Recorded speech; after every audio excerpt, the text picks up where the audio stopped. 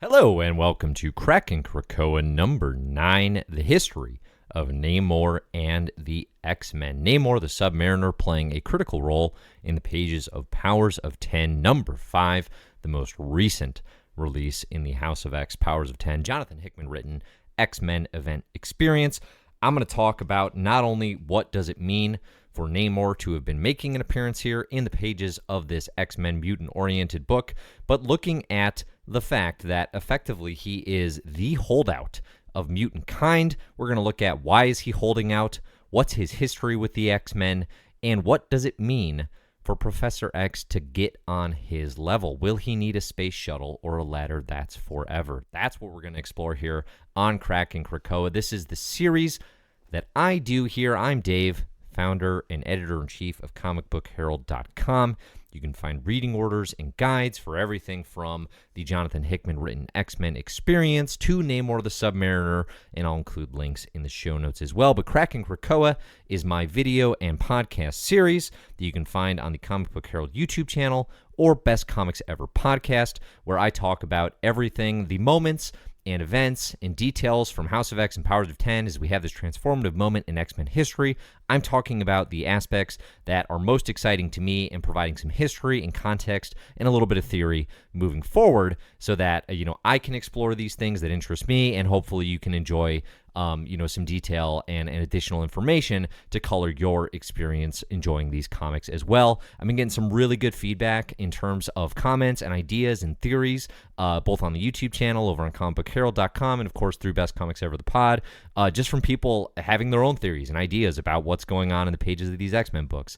On the video I did not too long ago, the Krakin Krakoa, I think it was number 7, is Scarlet Witch a mutant? It got a lot of really interesting theories there in the YouTube comments in particular of people theorizing, how could that matter? Because as we talked about there, Wanda's referred to as the Great Pretender. But we're not here today to discuss Scarlet Witch. We are here today to discuss Namor the Sub-Mariner. Now, if you like comicbookherald.com, if you like what I'm doing here on the YouTube channel, or of course on the podcast, you can go and like and subscribe. That would be greatly appreciated. I think as I mentioned here in YouTube specifically, I am rapidly approaching 1,000 subscribers, which would be a really significant and exciting milestone for myself and for CBH. So if you like what I'm doing here, please consider liking and subscribing. It helps out Comic Book Herald quite a bit. Or if you like the content, as always, commenting, sharing with a friend, just coming on back, checking out comicbookherald.com, always much appreciated. And finally,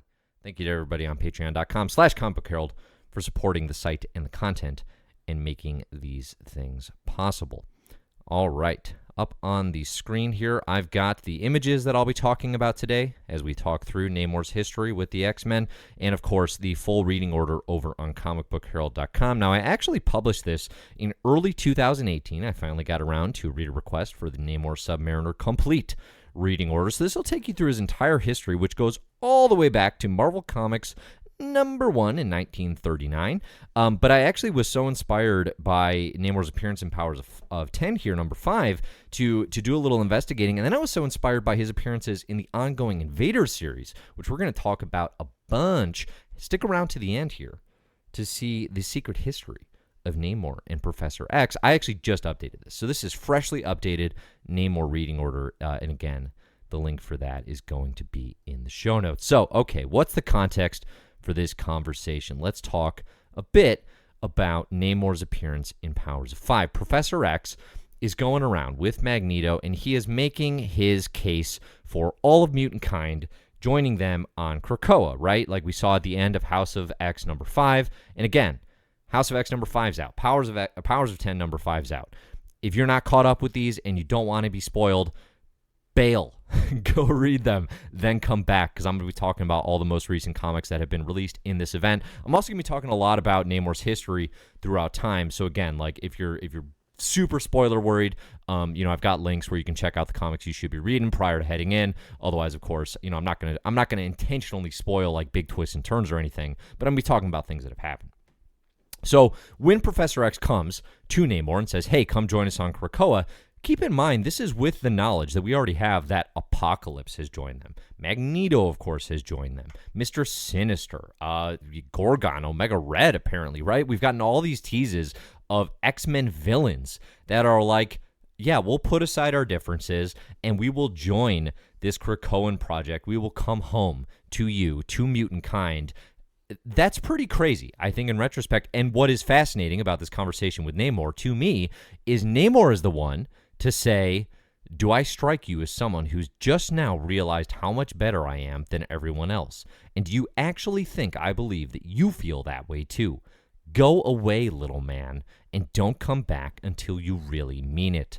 Namor's the one, and who is willing to have the arrogance, but also the confidence to stand up to Professor X and just look at him like he is this tiny, pitiful little man who can't get on Namor's level. I think it's completely fascinating. So as I explore here today, I'm going to be looking at why is Namor holding out, okay? Why is he doing this? He's the King of Atlantis, yes, but again, like we've seen Apocalypse join the island of Krakoa here. It's not like supervillains aren't joining. What's his history with the X-Men? And looking at the quote that Hickman and company have pulled here in the pages of Powers of 10, number 5, when you see me again, understand what that means. Namor saying that to Professor X. That's kind of vague. What does that mean?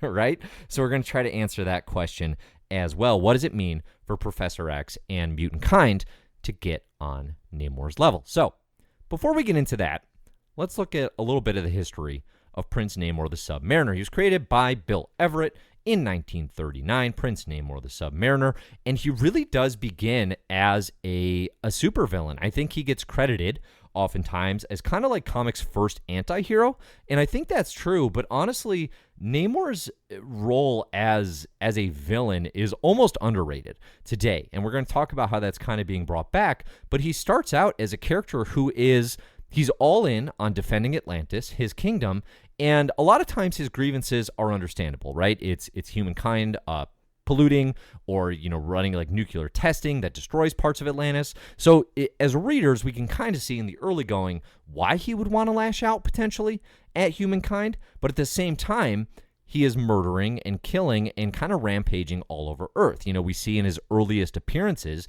in the pages of Marvel Comics and then Marvel Mystery Comics, he's doing things like letting killer elephants loose. This guy is out of control, okay? And, even as he progresses well past the 40s, and of course his most famous appearances, I believe it's Marvel Mystery Comics, I think 9 through 11, maybe 8 through 10. I've definitely got it in the reading order guide. He fights the Human Torch. The android Human Torch, Jim Hammond, Marvel's first kind of big-time hero. They cross over, but, Namor's the bad guy, right? Namor's the villain in that scenario.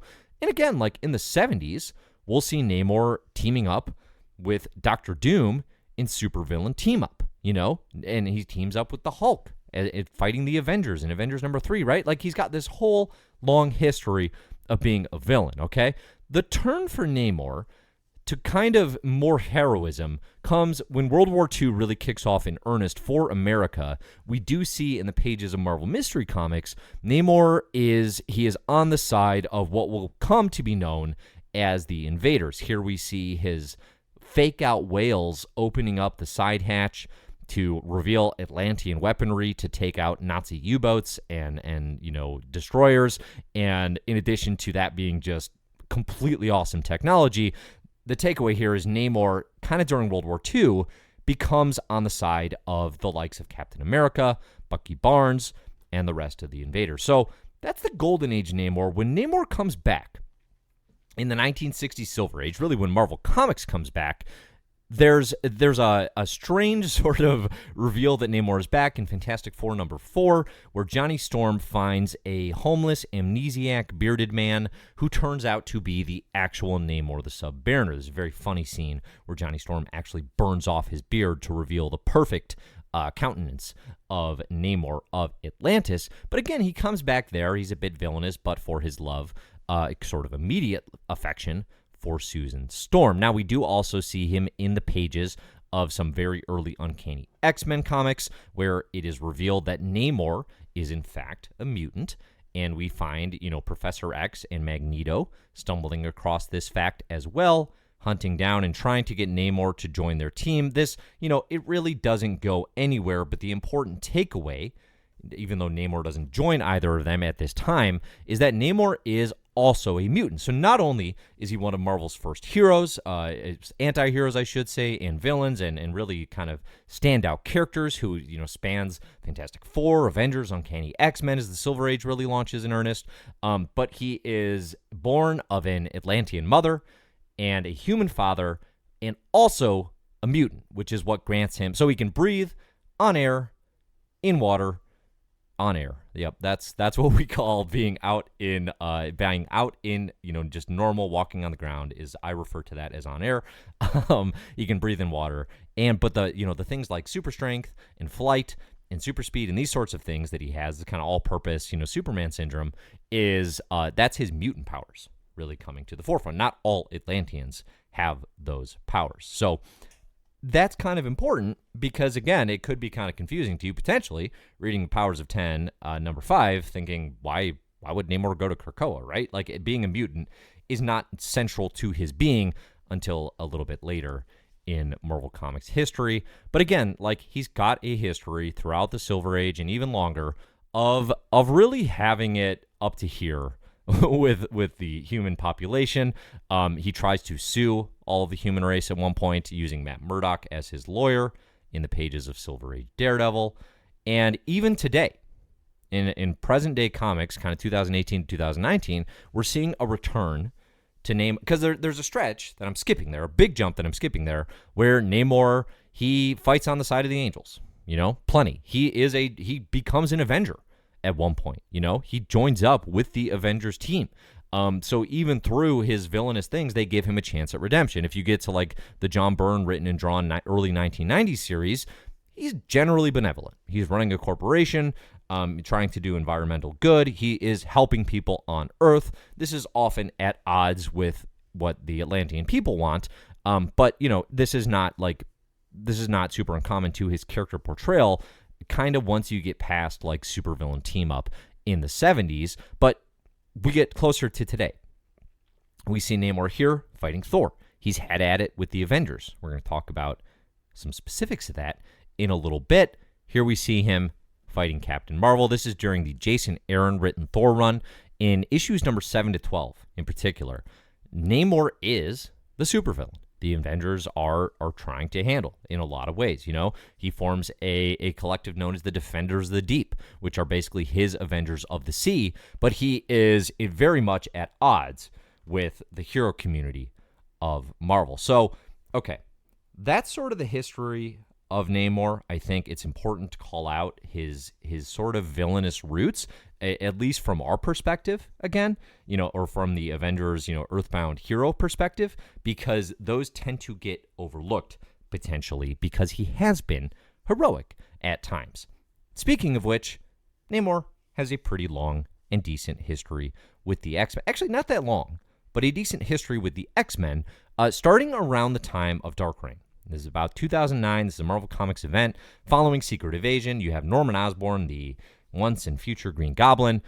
He kind of takes over like the Nick Fury role of the Marvel Universe. And while he's doing this, he recruits or kind of brings on Namor as part of his Dark Reign cabal, sort of the villainous masterminds behind all of what's going on, and also a member of the Dark X-Men. So he got Norman kind of comparing himself to Namor as both supervillain and superhero, which I gotta say, not a good look for Namor to be in the same camp as Norman. And you get Namor, his character trait, one of the biggest ones, one of the most consistent ones, is definitely like arrogance to a degree that is befitting of a king, I suppose. He's on Doom's level, I think, in terms of just no one can compare to me, no one should dare to speak to me, and that is definitely how he is speaking to Norman Osborn here as they're kind of having a Dark Reign Cabal meeting. The fact that I even allow you to speak directly to me is a gift I bestow upon you. You beg for my appreciation and then wait to see if I choose to bestow it upon you. It is definitely a masterclass in talking down to someone trying to assert their leadership over you. But even with all that said, he joins up with the Dark X-Men with Emma Frost at the front, and kind of from there, and I won't spoil too many details, that happens in the pages of Utopia. It's written by Matt Fraction, I believe art by Terry Dodson. But really from there, we get a run from like 2009 through really like 2012 where Namor's mutanthood is central to the character. So there was this ongoing series called Namor the First Mutant. Here we have a cover by Jai Lee, which is really, the covers are like kind of one of the best things about that series. But, you know, they're playing up the fact that Namor's a mutant, and he also becomes a central member of X-Men leadership with Cyclops and Emma Frost heading up the X-Men over on Utopia Island during this period in time. This all leads to, you know, Namor and Magneto have had supervillain team-ups in the past, and now they are both joining the X-Men at this point in time. Again, we see, you know, Namor has a long history with Doctor Doom, which gets explored a little bit in the First Mutant. But ultimately, this builds to 2012's event, Avengers vs. X-Men, where Namor, Emma Frost, Colossus, Magneto, Cyclops, Illyana Rasputin, they all kind of give in to the Phoenix Force in the big ol' Avengers X-Men event. And this is the point in time where Namor is the one who, through the Phoenix Force, destroys an enormous chunk of Wakanda, which leads to a huge royal beef that he has, Atlantis and Wakanda.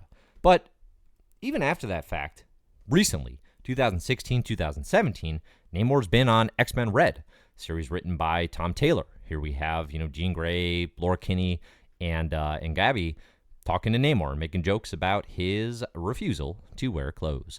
But, you know, like, he's had heroic acts, I suppose, as a member of the X-Men.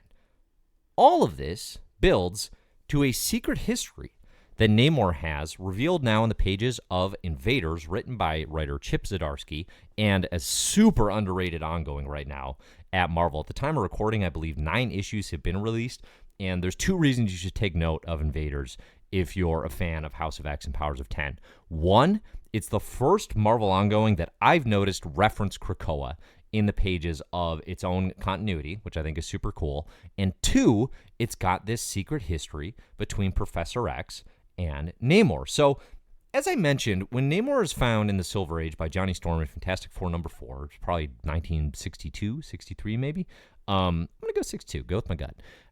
He's an amnesiac. He cannot remember basically what has happened since the Golden Age, which is kind of a convenient, you know, Lee Kirbyism to get from, hey, we know this character was created, we want to bring him back 20 years later, but we don't want to explain what he's been doing for 20 years, right? And so the fact that he's amnesiac is something that, like, Roy Thomas would address in the pages of once Subby finally got his own ongoing in 1968. It's being explored now by Zdarsky in 2019. Why, you know, kind of, was he really amnesiac? And, like, actually, no. The answer is Xavier and Namor sort of met up during this time. You have Jim Hammond, the original Human Torch, investigating. And kind of what they're trying to figure out, too, is why has Namor gone bad again? You know, why has he broke bad to the degree that he has in the pages of Avengers and then Invaders, when, you know, throughout time he's had so many roles. He's been, like Jim Hammond says here, the benevolent Avenger, the warrior king, the environmental CEO. And I gotta just call out here, love the touch of Time Magazine's Person of the Year being Timely Magazine. Absolutely brilliant. Timely, of course, being the ownership group that Marvel Comics #1 started under.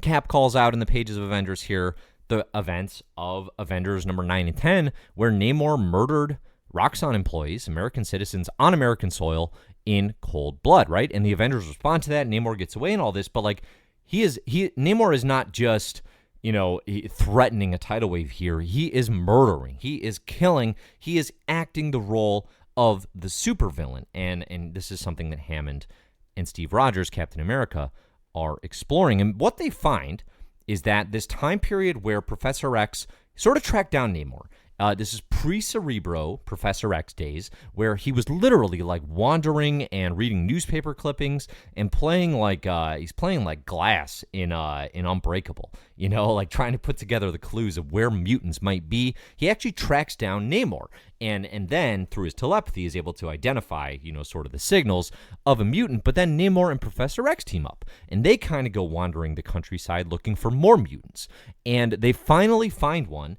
And it's this mutant, Genus, Genus, who can transform the species of any living creature, okay? And they meet him in kind of a heated situation. He's being threatened by police. He's in, like, the very public area, and he transforms, I believe, a police officer like kind of into some sort of like half wolf, half man, and Professor X and Namor immediately sort of blow up over this revelation.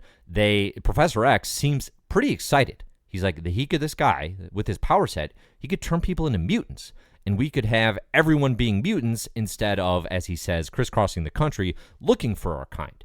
Namor, at this point in time, lashes out and says, "You fool. You think that's how this will go? Once the humans find out about this mutant, it will be mutants turned human, a cure before we've even begun." So already he's worried about, government using, like this power set against mutants, which I think is a fair concern given all we know about how the X-Men have been treated in Marvel Comics history. Okay, this situation, a heated situation, goes bad. Professor X was holding the officers at bay, keeping them from firing. Namor attacking him ruins this. An officer shoots and seemingly kills Janice. And then Namor and Xavier, they really blow up from here, right? They're not going to go on. But Professor X, as is his way, kind of messes with Namor's mind. He says, "Namor, you're too heated. You're too hot after World War II. I need to calm you down. Let me provide you some therapy, some mental therapy, in the form of your dead friend, Tommy Machin, who died in the war in World War II, was a good pal of yours. I'm going to put him in your head as therapeutic counsel." And Professor X, in doing this, has the unintended effect of, like, destroying Namor's psyche. Okay? He kind of splits it in two. And Namor has lived his whole Marvel Comics life with this sort of secret individual in his mind, subconsciously acting on his behalf.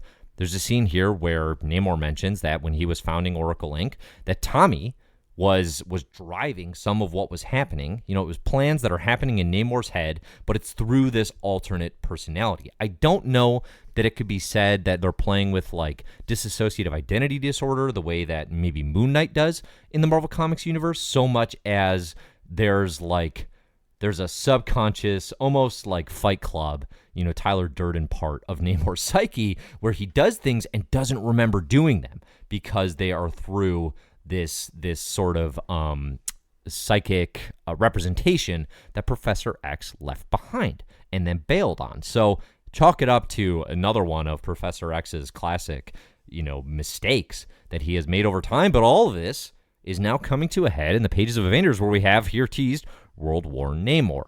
He is like full-on supervillain mode, and what Captain America and Bucky Barnes and Jim Hammond and the Invaders are all kind of concluding is like, it's not necessarily his fault that this has happened in his mind, and maybe there's a part of him, if we could have some, a telepath, like, restore his mind to the way it was, maybe we could bring Namor back, but he is too far gone as a supervillain. This world war that he's launching is actually using those powers that we talked about to transform just normal American citizens into water breathers, basically. He's transforming them into Atlanteans using the powers of Janice, this thing that Professor X and him once feuded about, potentially turning people into mutants. He's kind of doing a version of that, but making it so that, people who were previously American citizens now have to live underwater and breathe, Atlantean style. So, to me, what that indicates, to a degree, is when Namor says, he asks the question, what does it mean for Professor X to be on his level? It kind of makes me think he has to be willing to be a full-on supervillain, or have the perspective of a full-on supervillain. Now, what we know about Professor X in the pages of Krakoa, and we have here on the YouTube screen an image of Namor and Professor X as members of the Illuminati during Brian Michael Bendis' origin of this team, New Avengers Illuminati. Really great 5-issue miniseries with Iron Man, Black Bolt, Doctor Strange, Reed Richards, all teaming up with them to take on the world's greatest problems. Namor and Professor X obviously sharing history here. Namor not remembering necessarily the time that he and Professor X spent together, or if he is keeping it at bay to a degree. But what I was getting at is Professor X in House of X, as we know it, is still kind of trying to work with humanity, right? Professor X, Magneto, Myra, presumably behind the scenes, we haven't seen her yet, they've crafted this, kind of pharmaceutical-based program where other countries will respect Krakoan authority. They will need Krakoa as, a pharmaceutical asset, but mutant kind will have their safe haven, sort of their Genosha, even though it is amplified. But then again, we also see Professor X with quotes, I think in Powers of 10, 5 saying they'll think we're doing one thing when we're doing another. So maybe there is more to it. Maybe. But he hasn't explained it necessarily to Namor, and Namor is saying, you're still playing nice. You think you're, I kind of think when Namor says, when you're really ready, when you know what that means, come to me, I kind of feel like he's talking about world conquest. And or potentially using this Genesis technology that he's using to turn people into Atlanteans to turn everyone into mutants, potentially. Saying like, you're not taking this far enough. We should not just be sitting here living amicably with humankind. I think that's where Namor's at, and it'll be interesting to see because obviously Jonathan Hickman, the writer, has a plan. He has a plan for mutant kind, and it's going to be developed in Dawn of X, and I am extremely excited about it. He also has a really cool history writing the character of Namor. We've seen him in the pages of New Avengers, in particular, in his version of the Illuminati. So he's got an idea about what the King of Atlantis wants. I think no question.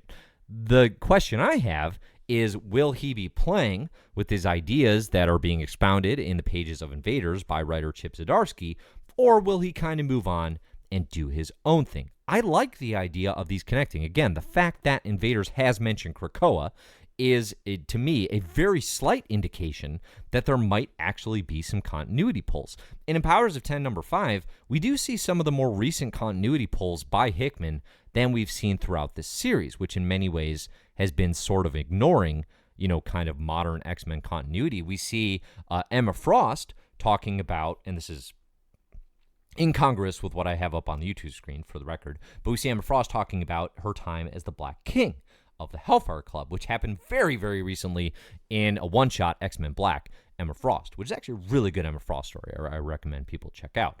X-Men Black is sort of uneven, but those are all kind of interesting. But Emma Frost in particular is good. I think that one's written by Leah Williams.